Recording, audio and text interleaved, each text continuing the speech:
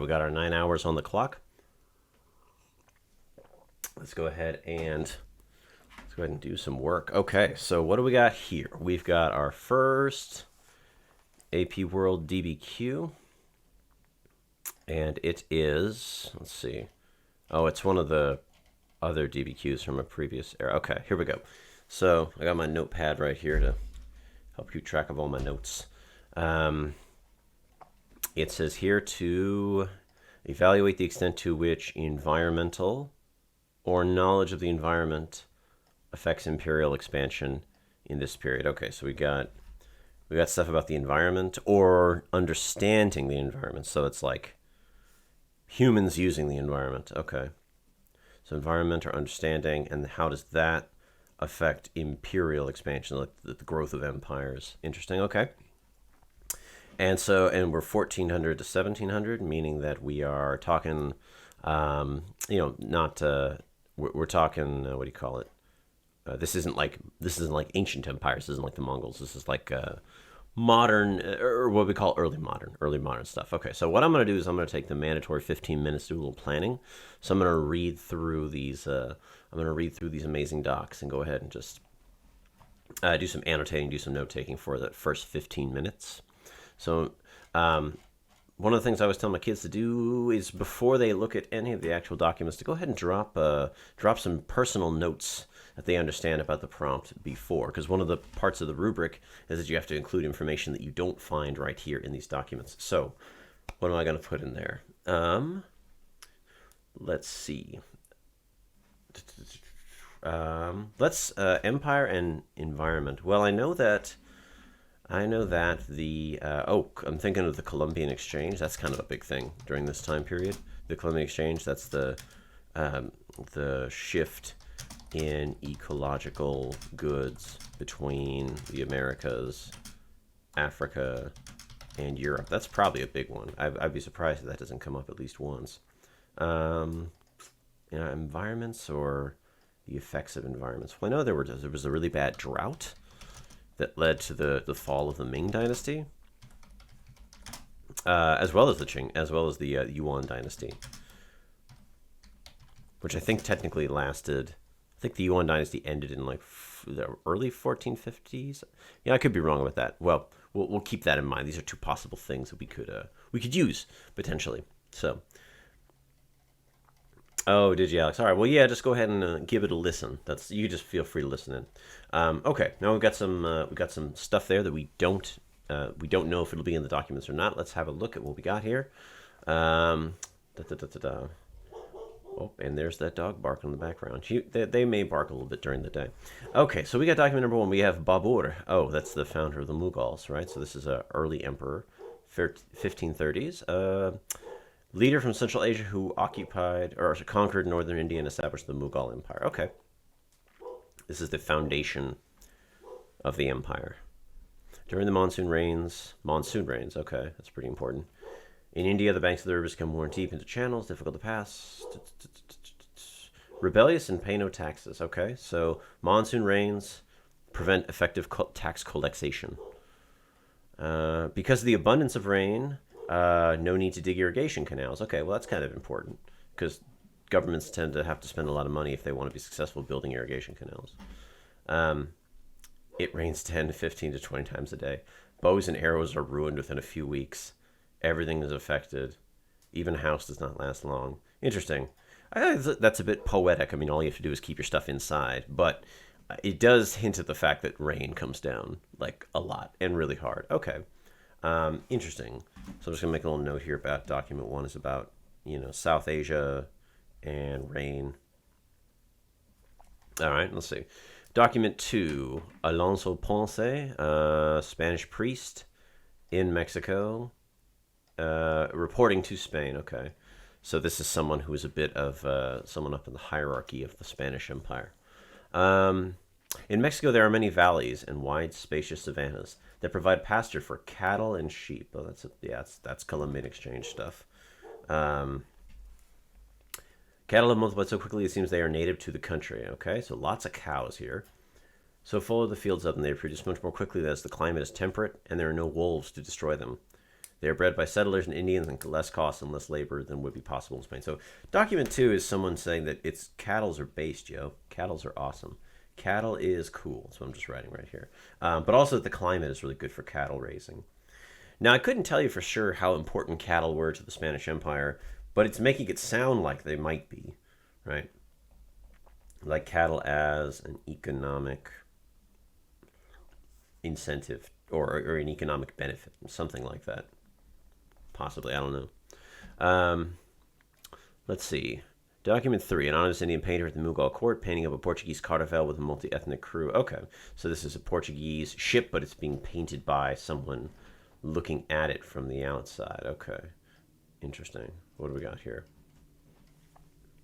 Okay, well, very clearly, one of the things I'm noticing is this sail right here. This sail definitely looks like it's being pushed by the wind, right? Now I'm thinking about the caravel, and one of the things that made the caravel such a unique ship type from this time period is the fact that it used a lateen sail. And because it used a lateen sail, that made it possible to use the monsoon winds better. But so Doc 3, we have technology, specifically talking about being able to use the wind. Oh, you know what this is? This is reminding me of another piece of outside evidence. This is reminding me of the Volta do Mar. Volta do Mar, which is all about it's a wind system off the coast of Africa that allowed Portuguese sailors to find their way home. They could sail out and then back up. It was like a big old triangle, right? So maybe I could make that connection here. But either way, this is definitely talking about knowledge of monsoon winds. That's definitely... we're going to make some monsoon connections here. Interesting. Oh, and they have an astrolabe. That's kind of cool. A little technological shift. Document number 4. Van Riebeck, Dutch East India Company. Okay, so this is probably in Southeast Asia. Oh, no, South Africa. 1656. Let's see. These are dates. January and February. Dark skies, dry winds. Destroying the pasture. We are compelled to kill them for food. Oh, that's bad. Not good. Not good for cows.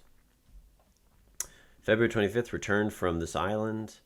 Found pasture there for sheep. Interesting. So this place doesn't seem to be good for cows, but it does seem like he's implying it's great for sheep, right? Cows bad, sheep good. This is almost the opposite of document 4, which said the cows were good. Okay. Interesting. In Cape Town Harbor. So yeah, it's South Africa. I wonder.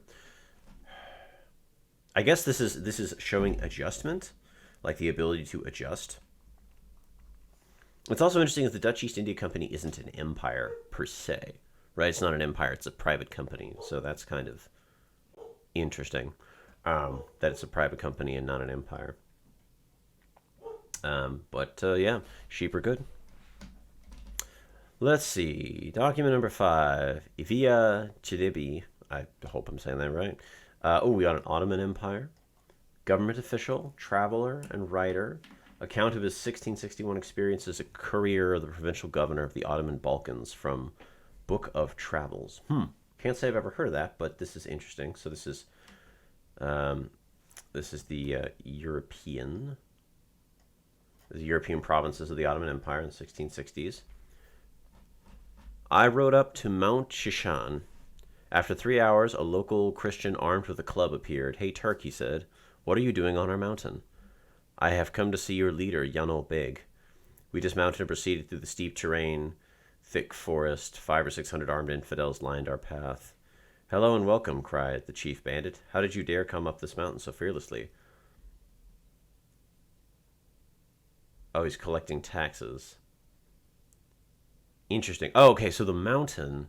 Oh, you know where this probably is? I would be willing to bet this is probably modern day Albania, because Albania was notoriously hard to collect taxes from for the Ottoman Empire, because it's so mountainous. This is probably in Albania. I don't know for sure. I'm not sure where Mount Shishan is, but I'd be willing to bet that's Albania. If we have some time, we'll look it up. So this mountain is clearly proving a barrier to tax collection, right? So this is kind of, I'm thinking of document 1. This is, the mountain as a barrier. Interesting. Now it says writer of his accounts in 1661. So maybe he's writing this years later. He's just remembering everything. Let's see. We have the Kangxi Emperor. Ooh, Qing China. Letter to the governor of, I'm not sure how to pronounce this quite correctly, territory in southern China, mostly inhabited by non-Han Chinese people in 1707. Oh, that's interesting. In your letter to me, you state that our strategy in your province should be to use the Han imperial laws to rein in the native Miao chieftains. Yet I doubt the strategy will work. These mountains and provinces are far from our reach. From ancient times, your royal regulations have never been able to bind them effectively because of their remoteness. We should limit ourselves only to preventing major disturbances, because any significant trouble in such a far-off place will be too costly for our state to bear. Okay, that's interesting. This seems to be an example of acknowledging reality in the face of the inability to actively enforce rules. Remoteness. It doesn't say what kind of remote. Oh, no, wait, yes it does. Mountainous provinces. Okay, so we got mountains once again are kind of proving to be the issue, right? Mountains. Noticing a pattern here. Mountains prevent effective rule.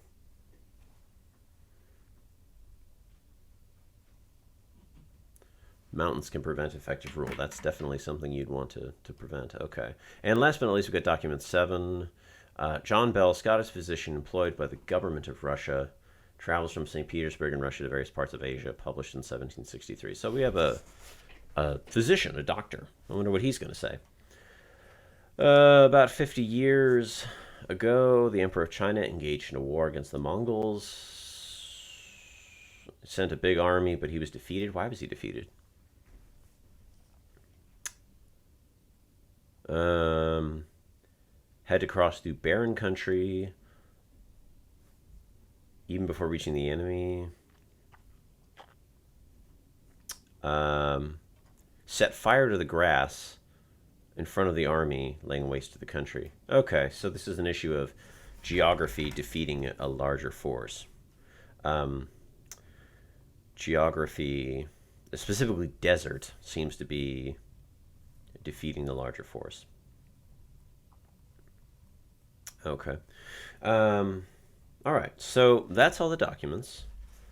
I still have about 5 minutes to plan. So, first things first, am I noticing any trends here? Well, I'm noticing that there seems to be a trend. Documents 1, 5, and 6 seem to be talking about the difficulty of tax collection.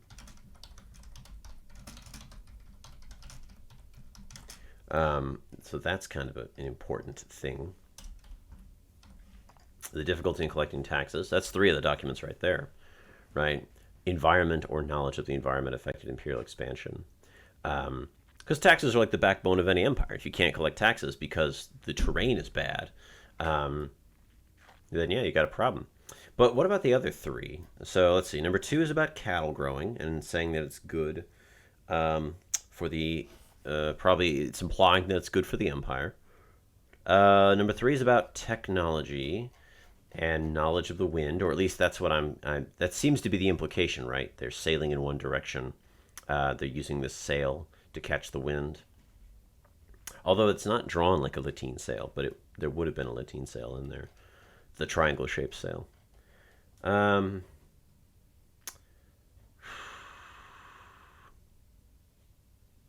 So I guess I'm seeing sort of another pattern with 2 and 3. And I guess by extension we could include number 7 in there too. 2 and 3, the use of, or I should say knowledge of the environment. Knowledge of the environment. Oops, misspelled environment. Knowledge of the environment to promote economic exchange to benefit the empires. We still would need to use at least one of the document. Is there some connection between document number 4 and document number 7? So 7 talks about this defeat in Asia by the Chinese against the Mongols. And document 4 talks about difficulties in using food. The wrong kind of animal. Well, I suppose we could sort of extend this a little bit. We could just, this ain't the greatest extension, but we could use documents 4 and 7 to discuss the power of the environment to limit. Let's see. No, that wouldn't be right because we've already kind of talked about collecting taxes. To limit expansion, I guess. We could just talk about that, and we can focus in specifically on the military. We can just focus in on the military, and we can do a little addendum for number 4, military and settlement. Actually, you know what? Actually, no. We should focus on settlement because that's also the reason why the Chinese didn't expand past the Great Wall, in part because the terrain was not amicable to settlers, right? We could talk about those. Okay, awesome. So I think we have our three arguments kind of laid out here. Take a sip of that coffee before it gets cold. We got our 3 arguments laid out here. And I think what we'll do is we'll go write a thesis statement based on these. And that is about a little less than 15 minutes. That's about the amount of time I have to plan. So let's shift over. Let's shift over to our... There we go. And we'll jump back and forth. Cool. We may need to jump back and forth between these. While I get ready to write this, though, who wants to hear the corniest dad joke I've heard all day? Dad joke number 1, I'll drop them every half an hour to keep things interesting, but dad joke number 1, why didn't Karl Marx drink Earl Grey? Why didn't Karl Marx drink Earl Grey? Anybody know why? Why didn't Karl Marx drink Earl Grey?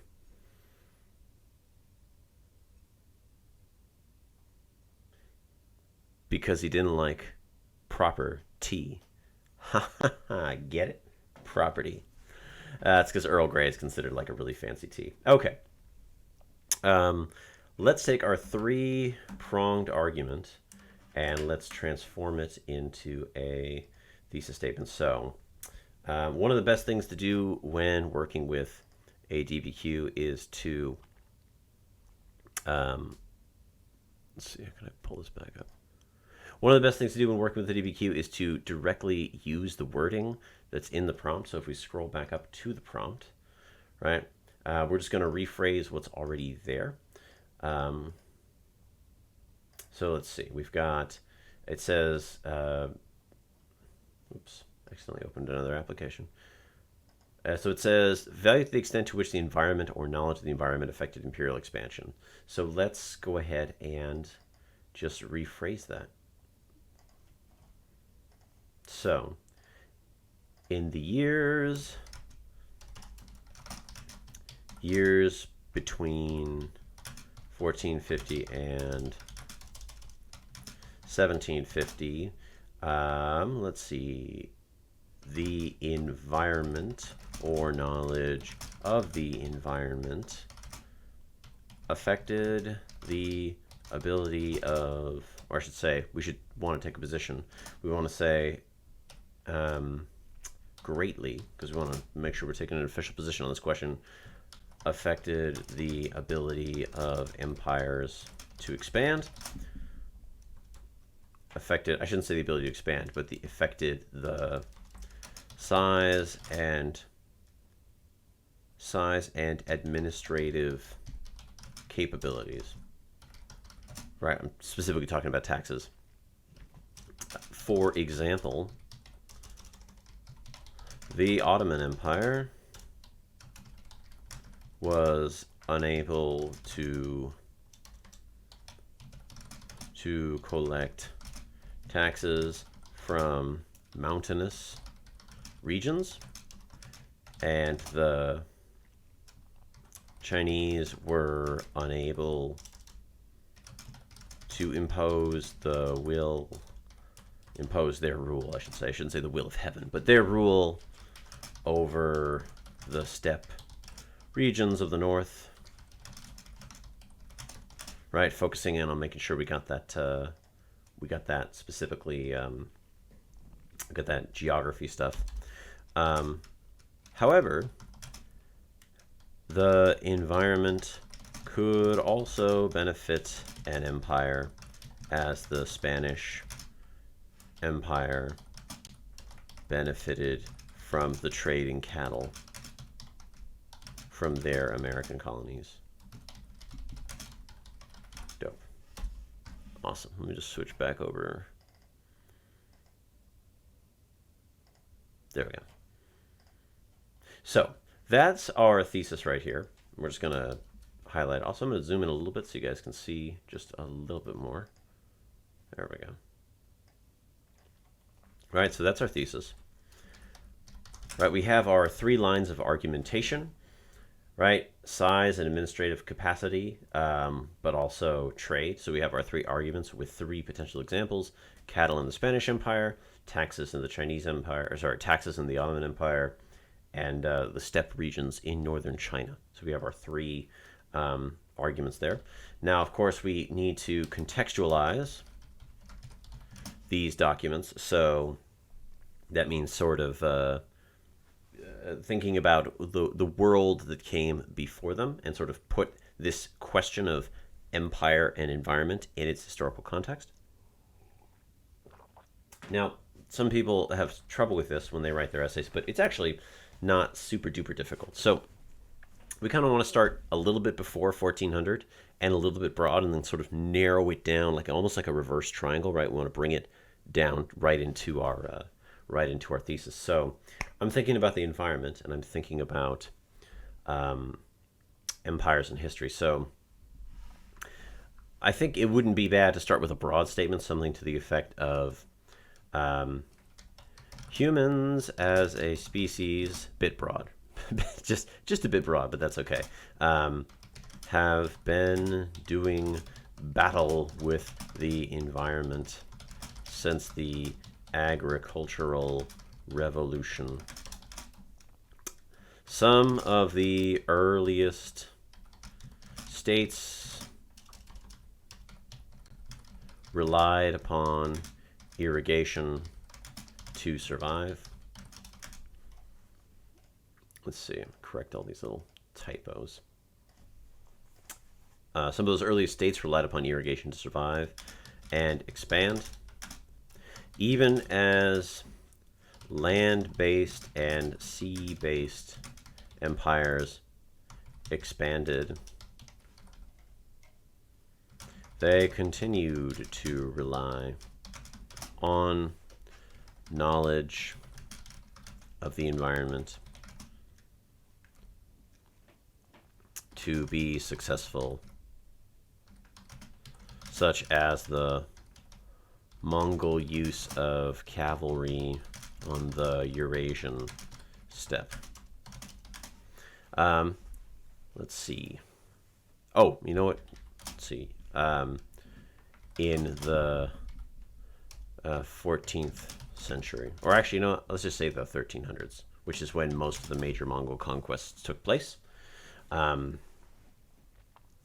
Now, one of the problems with this is that I kind of jump from earliest human states all the way to land and sea-based empires of the 1300s. So maybe we should probably put something in there to sort of make that a slightly smoother transition between those 2 ideas. So something to the effect of, let's see, I don't know.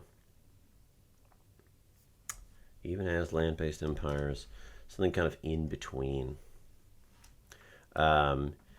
Human population growth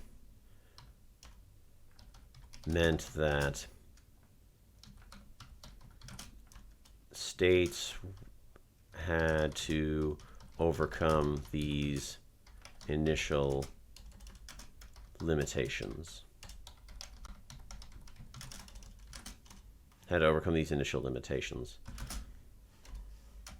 Via new technologies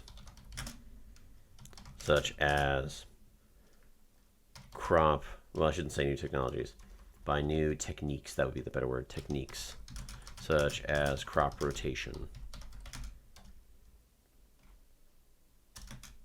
Cool. Now, when I said that I had not prepared for these, and all of these kind of little mistakes and missteps I'm having, is because I wasn't kidding. I did not actually prepare for. I didn't pre-write. Some people were telling me when they heard about this, like, oh, you should pre-write. Why don't you just pre-write some of these? I'm like, why would I do that? That would ruin the fun. That would ruin the challenge. So, humans as a species, balancing the environment. Some of the earliest states, human population growth meant that states had to overcome these initial limitations.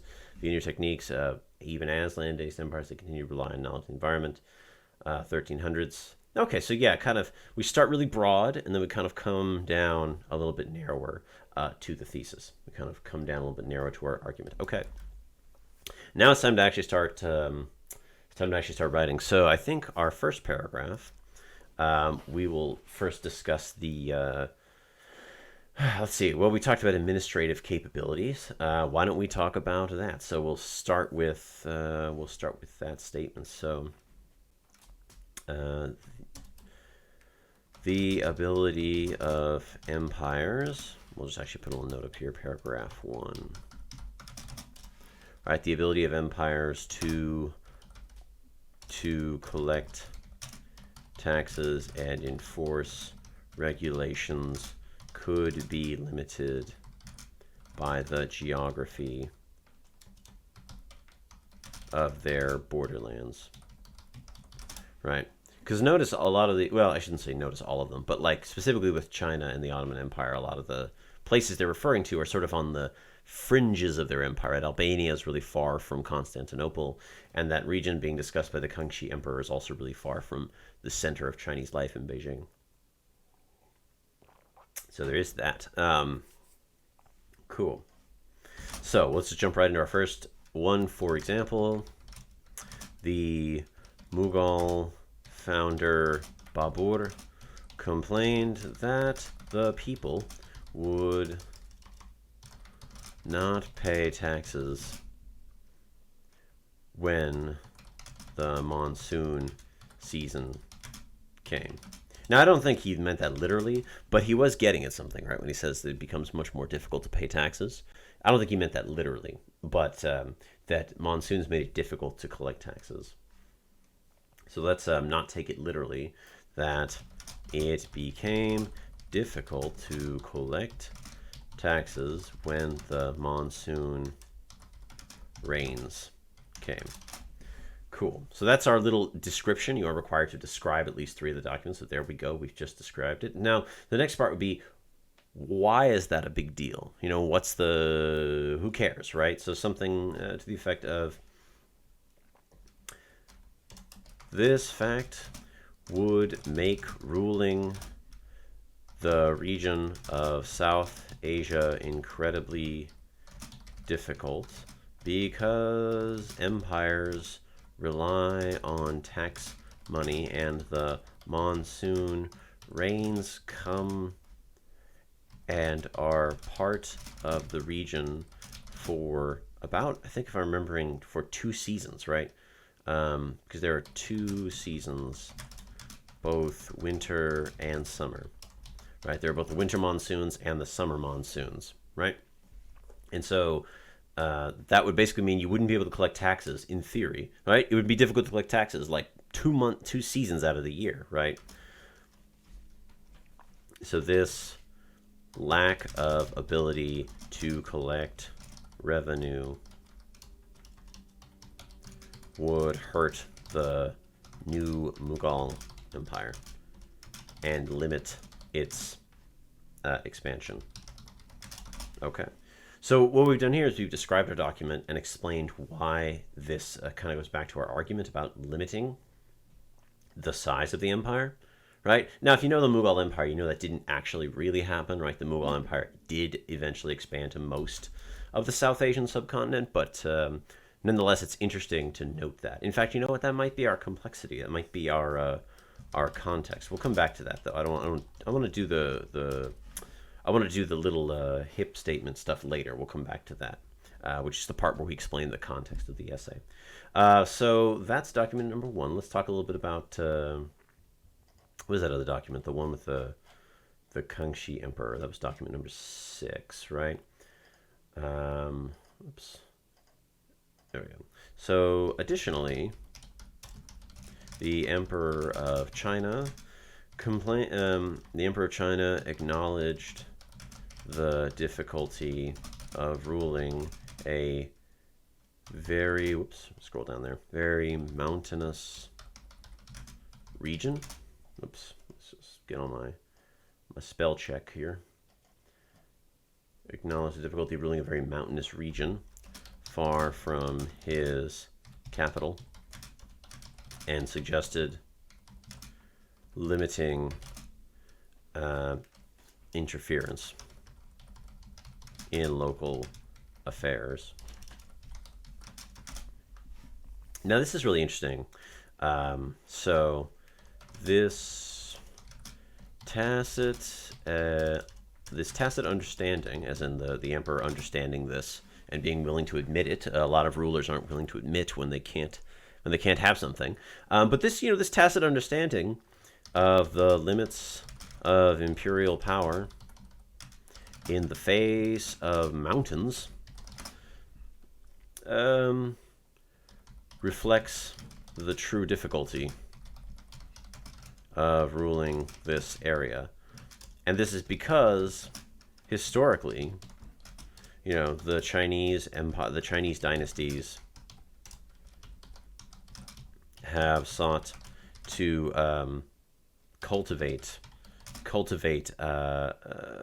what we might call the Chinese way of life, cultivate Confucian principles, and also move Han Chinese people into borderlands. But that is being buffered, or buffeted, I should say, like slowed down. Actually, I'll just say slowed down. That is being slowed here by the mountains, right? So we're limiting the ability of the Chinese dynasties to expand, because here we got this mountainous region with this non-Chinese population that just doesn't want to. This doesn't want to be, have to live under the rule of the emperor. Now, I'm also going to make a note here about the point of view. And I'll come back to this because I think it's interesting that this emperor is sort of acknowledging the reality. So I may come back and write a point of view statement for this. But let's go ahead and wrap this up with the story of the Ottoman Empire. A similar story comes from the Ottoman Empire, which had difficulty collecting taxes from the mountainous. You know where that could also be? That could also be Macedonia. It might not be Albania. It could also be Macedonia, which is also a very mountainous area. Collecting taxes from the mountains of its European provinces. Right? So let's see. I feel like I don't want to repeat what I just said. I want to repeat what I just said about taxation earlier with bubble water. This difficulty in collecting revenue from geographically unfriendly areas is compounded by the fact that these regions were also the least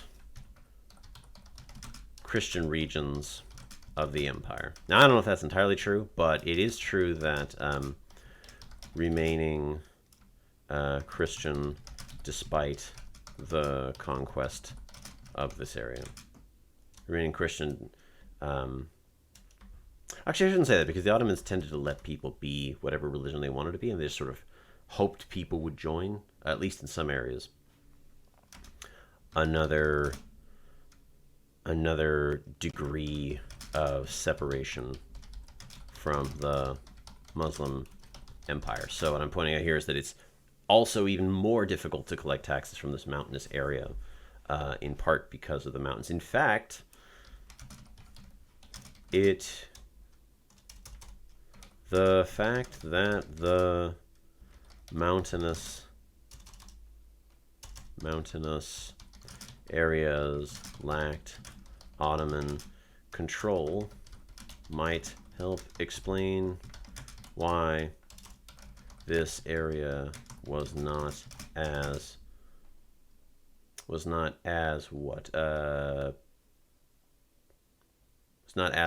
perhaps Muslim as the other parts of the empire. It's a bit of a conjecture there, but I think it's not an unreasonable conjecture. Did I misspell mountainous? No, it doesn't say. Cool. So we have our three arguments. We have a document described each time, and then we talk a little bit about how what's being described in that document supports our claim about the difficulties in size and the collection of revenues, Cool. So let's really quick talk about, what was the second paragraph we were going to talk oh, the benefits, right? The economic benefits, right? That's what we're going to talk about. So on the other hand, actually, you know what? Let me just join these really quick. I'm going to just put that all together. Make that look all really nice. There we go. Paragraph 1, get down here. Paragraph 2. Let's see. On the other hand, empires also benefited from knowledge of the environment.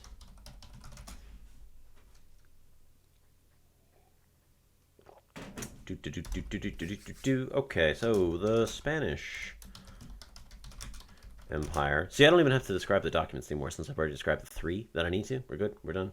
Gucci. So we got the Spanish Empire. The Spanish Empire benefited from the trade in cattle, as cattle were well suited for the environment of the Americas.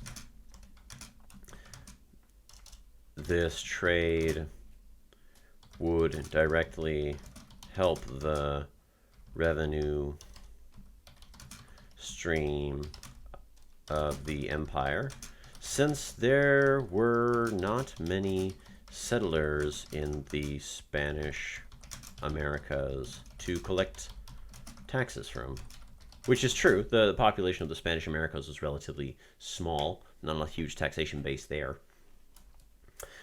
So that's that first part, right? We just talked about how this would help the empire since there were not a lot of settlers, right? Oh, I think I'm going to talk about the Columbian Exchange here. So this will be our evidence beyond the documents. So the presence of cattle in the Americas was the direct result of the Spanish conquest and the Columbian Exchange, which led to the propagation of new crops and animals across the world, including the cow. Period. Awesome. There we go. We have our outside evidence, something that's not explicitly... actually, let's make the connection clear. Which benefited empires via taxation of new crops or population growth from new food sources. Okay, perfect. Let's just make that connection like uber duper clear. Alrighty. Additionally, the Portuguese Empire benefited from the Indian Ocean trade and knowledge of the monsoon winds. Right, so it comes with the monsoons every summer. We've got the monsoon winds. Right. So, for example, the Portuguese were newcomers to the Indian Ocean trade Right, so Portugal doesn't have a direct link to the Indian Ocean trade. They got to sail all the way around the coast of Africa. They had to sail around the coast of Africa and sow knowledge of the monsoon winds, along with the use of gunpowder, would allow the Portuguese state to dominate the Indian Ocean trade. And you know what? I think this is a great place for a contextualization statement, little contextualization statement, little HIPP statement. So the Portuguese set up a system of forts known as a trading post system, or forts and factories system, which and these were at strategic points around the Indian Ocean, allowing them to control or influence the flow of trade, right? So if you've ever seen a map of the Portuguese Empire in the Indian Ocean, then you notice that it's like a chain of forts that just kind of runs all around. So you've got Goa, you've got Aden and what is now Yemen, you've got Somali coast, you've got Malacca, right? It's just sort of a little chain where they can stop and influence the flow of trade. And these forts were chosen because of their geographic strategic value, right? And benefited the Portuguese Empire, right? So again, I've done that thing where not only have I pointed out a little bit of context, right, but I've pointed out that geographic strategic value, right? They knew the geography of the area, and that's what allowed them to set up this empire that would benefit, control or influence the flow of trade for about 100 years. Right, so a little bit of context there. Awesome. All right, well, there's our second paragraph. We're just going to go and put those two together, paragraph number 2, and then we'll just sort of wrap it up with paragraph number 3. Paragraph number 3. So let's just talk about the geography of a given area might also limit, or I should say, let's not say geography, let's just use the term they use. The environment of a limited area, of a given area, might limit the ability of an empire to establish a permanent settlement or presence there. All right, so this is our third prong of the argument, right? We're talking about cattle in South Africa, and we're talking about the steppe lands north of China. So, for example,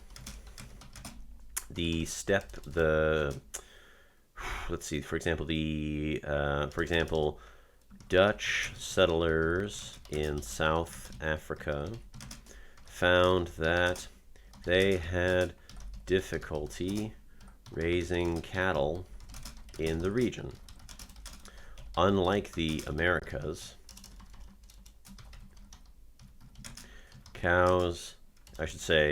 European cows did not do well in the Cape area, the Cape of Good Hope, which is odd because we do know that there were cultures in East Africa that relied heavily on their cattle. So I'm wondering if this is just a specifically European cattle phenomenon. I don't know. It's a good question. Good Hope year round. Or maybe, and it could have also just been a really bad season, right? Just didn't do really well on the Cape of Good Hope. So they didn't do well on the Cape of Good Hope, and this meant that the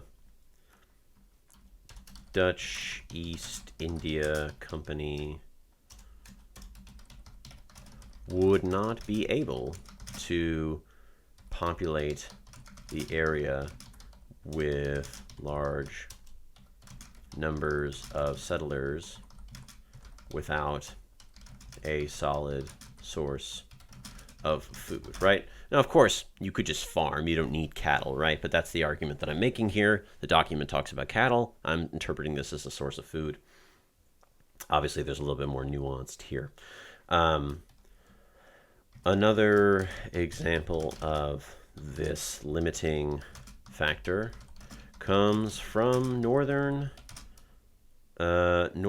East Asia, where a Russian doctor describes a Chinese army being defeated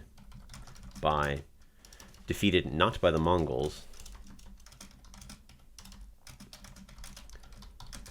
but rather the hostile steppe lands, which provide little benefit. Right. Now, of course, I'm being poetic here again. Also, it's worth noting that that Russian doctor probably didn't actually see that, since he wrote that book. If we go back and look at the documents, right, and we look at document 7, he wrote this book. Whoops, sorry. Let me move us back over there. Right, we look back at document 7, right? He wrote that book in 1763, and it said about 50 years ago. Sorry. So clearly, there's a very slim chance that he himself might have actually seen it. Even though it says he went to various parts of Asia, he probably didn't actually see that event. He was probably relayed to him by someone else. Doesn't mean it didn't happen. It probably did happen, but he didn't actually see it. So when I say that, I should be careful to note that I'm not saying the doctor actually saw what he's claiming to have seen. All right. Whoops, not that one. Here we go. Okay. Also, steppe land, which had little benefit to a large population. Steppe land is notoriously not good for agriculture, and this would mean that the Chinese Empire could not settle large numbers of people in the region, and it would remain, we're going to rhyme here, remain the domain of the steppe nomads such as the Mongols. Boom, right? Steppe Mongols demonstrating a limiting factor to imperial growth. Awesome. Okay. We got paragraph 3, paragraph 2. What do we got? So we've described 3 documents. We've used all 7 of them, supported all 7 of them. What we're still missing, we got our nice outside information here, but what we're still missing is at least 2 more what we call HIPP statements, point of view statements. Right? So let's see. So we're going to talk really quick here with Babur about the context, where I've just argued that this would limit his expansion. However, it should be noted that this document, if we go back and look, right, we go back to the document itself, right, and if we scroll back up, we can see that, in fact, document number 1 is from the very beginning. The Mughal Empire officially lasts until 1858. So, this is effectively 1758. But what this means is this is about 200 years before the empire itself effectively ends. This is like the very, very beginning. And so by pointing that out, we can argue that the document may be saying one thing, but it is entirely possible that we can take it with a grain of salt because it's so early on, right? It's so early in the empire's history. So it should be noted this document came from the early days of the Mughal Empire, and that the empire would eventually overcome the environmental difficulties by the 1700s, the Mughal Empire would rule most of South Asia. So what is said here should be taken as should be taken with a grain of salt. Should be taken with a grain of salt, and that the political power of the Mughals would adapt to the environment of South Asia. And they would. I mean, they did eventually, rise up and control. Acknowledging that, though, is part of the complexity, right? Kind of adds on to that complexity. Let's see. And I was going to talk also about the perspective, the point of view. So let's see. The Kangxi Emperor, I think, was one of the earliest emperors of the Qing dynasty. Let's go back and look at that document really quick, because I want to write about that one, but I'm not entirely sure what I want to say. So let's go back and look at that document really quick. All right, let's see. What do we got here? Scroll back down. So we've got the Kangxi Emperor. So he wrote this, and he wrote in a letter to the governor. Okay, so he actually wrote this in a letter talking about this borderland area in 1706. Okay, so the empire, the Qing dynasty was about 70 years old at this point. So it's not the very beginning. But this is the emperor's own hand. Okay, so this is the emperor's own words. He wrote this. So clearly it's we can say that it is, in fact, his perspective because he wrote it. Now, maybe he didn't literally write it. Maybe somebody wrote it for him. But at least as far as we know, he wrote it. So do a little point of view here. Talk about the emperor's perspective on this issue.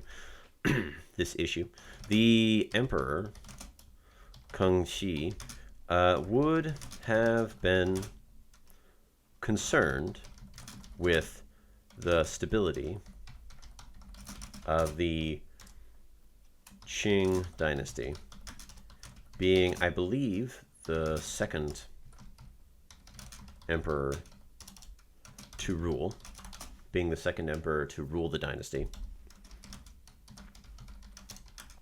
Sorry, so this would be his perspective, but what does this have to do with the environment and limiting it? Therefore, he is willing to acknowledge the limits of his power vis-a-vis or because of the mountainous terrain. He's willing to acknowledge the limits of his power because of the mountainous terrain in the region. Right, so his perspective is that he's willing to acknowledge this environmental power in the region and limit his control of the area to the bare minimum of what can be done to prevent rebellion, right? Showing how mountains limit imperial control from Beijing, which at this time, Beijing was in fact the capital of the Qing dynasty. All right, so what do we got? We've got all 7 documents used. We have them all analyzed. We have 3 of them, what we call HIPP statements. We've got our context. We've got a thesis. I think we're good here. I'm going to title this one the Empires and the Environment. I just misspelled that. Environment. Okay. Whew. Oh, that was a lot of talking. Oh, is it complicated enough? Have I complicated it enough? I don't know if I have complicated it enough. Is it complex enough? Let's throw in 2 things here that I think might make it a bit more complicated. This lack of ability to raise cattle on the coast of South Africa might also reflect the lack of knowledge by European settlers as the peoples of East and South Africa did in fact raise and keep herds of cattle in the area. So just throw that in there. That'll kind of, that little tidbit will probably, I think herds just as an E, right? Yeah. That little tidbit will probably make it sound a touch more complicated. Let's see. I think that's good. I think we're good.